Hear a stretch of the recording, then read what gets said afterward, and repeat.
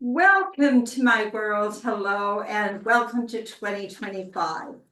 This is Sandra Alexei, and I want to thank you so very much for taking your time, and I hope something resonates with you.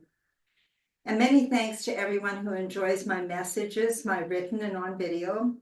And so I'm going to give you some universal planetary messages. My name is Sandra Alexei, and I'm a spiritual and business coach, an esoteric and evolutionary astrologer, which means it's more about the evolution of the soul, a numerologist, an educator, and author, and I have a new book. You can check my books out on my website, and I have a YouTube channel, and the website is mypersonalmuse.com, and I always do a post on Facebook, because a lot of people like to print off for the different dates. Now, with astrology, you can do different things. You can find your direction, you can find your purpose. It's more about self-discovery. And this year is going to be a total switch because we have many, many planetary things. Since 2008, Pluto was in Capricorn and it shifted in 2024. So it's big changes.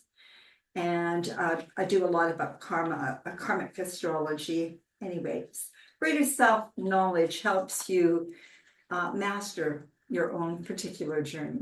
Anyway, so now a new year, January 13th, we get the full moon at 24 degrees of Cancer. The big transformational shift is Pluto in Aquarius. 2025 is going to be a year of new beginnings and also endings for the purpose of soul growth. Endings can be painful, however, they're very powerful transformative tools. The sign of Cancer is actually ruled by the moon, and it mirrors the ever-changing emotional landscape within us. So you're going to feel the emotions because you feel the moon a few days before and a few days after. Now, January 11th of 2025, we also have a portal, which is supposedly a great day to receive a big bag of good fortune. An auspicious moment when a door opens and serves as an inspiration on new beginnings and moving beyond the past, you're releasing. And I'm sure all of you have or have started doing your intentions and goals for 2025. Now, since this full moon is ruled by Cancer, it can be very emotional. Full moons align with culmination, endings, and releasing. With any planetary configurations that are shared, it's up to you to check the house or houses, the area in your own personal astrological natal chart if you have, and ensure that you check the degrees for the house placements because this full moon is at 24 degrees of Cancer. Now, the spiritual meaning of the Cancer full moon. This full moon asks you to honor your emotional knowing, your deepest needs, and the sacredness of your own energy. You are to create space to feel, to listen, and to receive the wisdom traveling through your emotional and feeling body. Okay? It's time to express all that has gone unfelt or kept beneath the surface.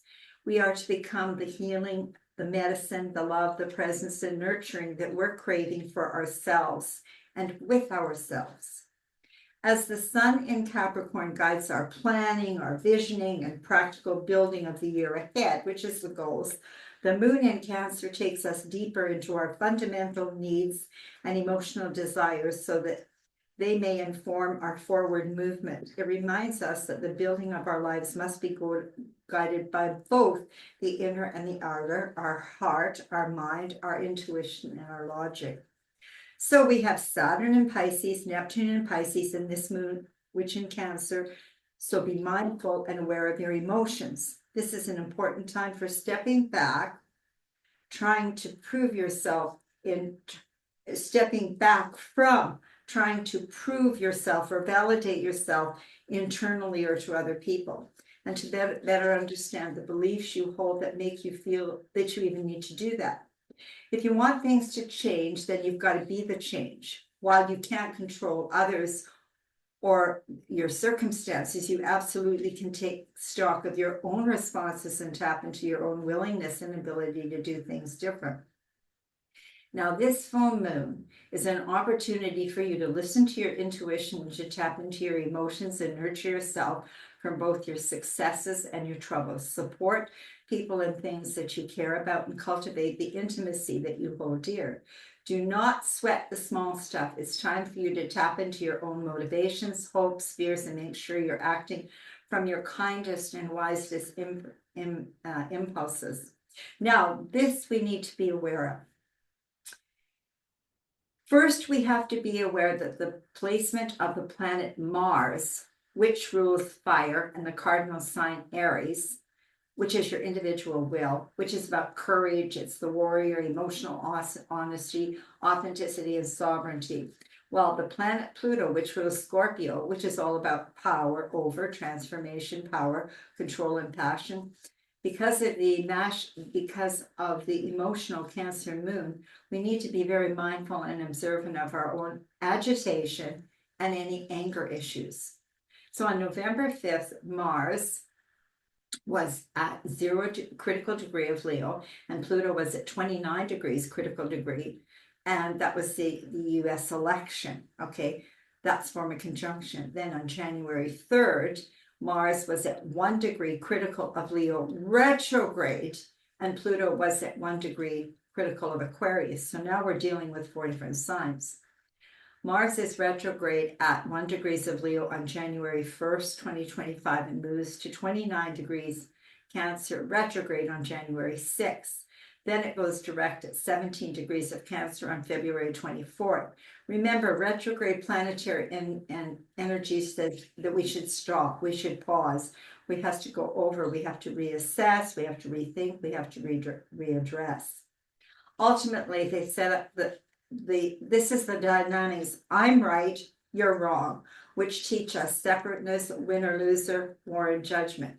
Now, Pluto is all about aligning with the divine, so you release judgment and embrace unity consciousness.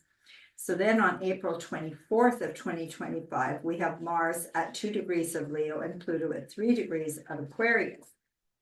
Leo and Aquarius are fixed, so they dig in. However, stay in peace as you step into your sovereignty.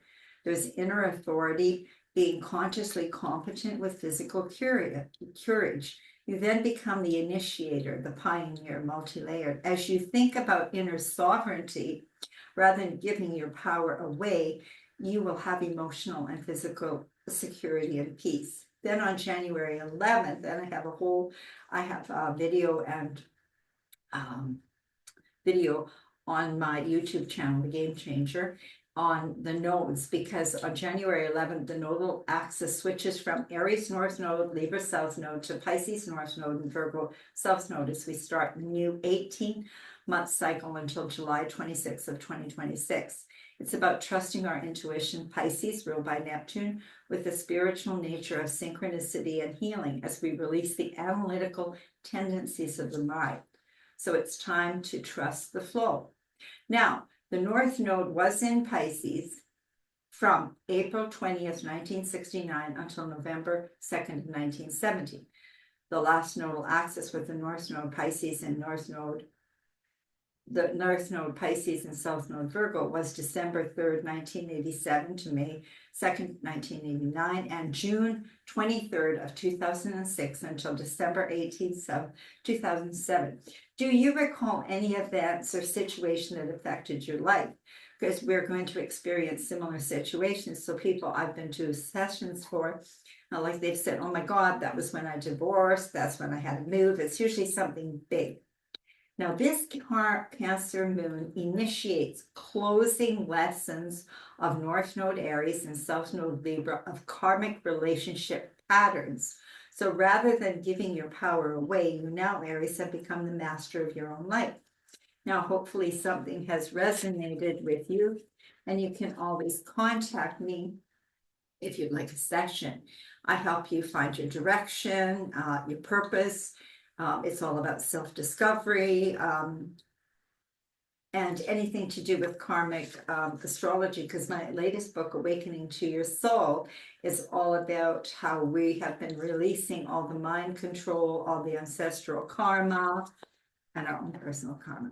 So many blessings and much love, and thank you so very much for taking your time.